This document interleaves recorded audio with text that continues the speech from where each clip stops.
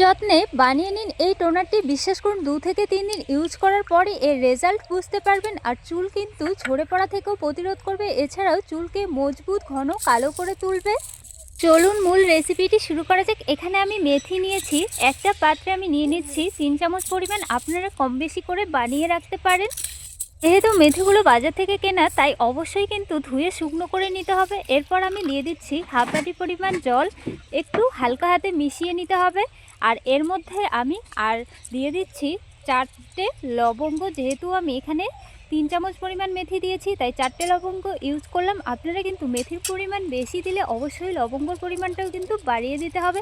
আমি খুব সুন্দরভাবে মিশিয়ে নিয়েছি। এরপর ঢাকা দিয়ে আমি 3 দিন পর ফিরে এসেছি। আর দেখুন 3 দিন পর জলের কালারটাও কিন্তু অনেকটাই চেঞ্জ হয়েছে, একটু হলুদ বর্ণের হয়েছে দেখুন।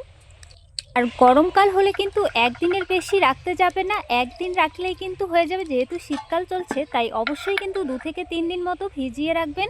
আমি জলটাকে এরপর ছেঁকে নিচ্ছি। মেথি থেকে আমি জলটাকে আলাদা করে নিয়েছি।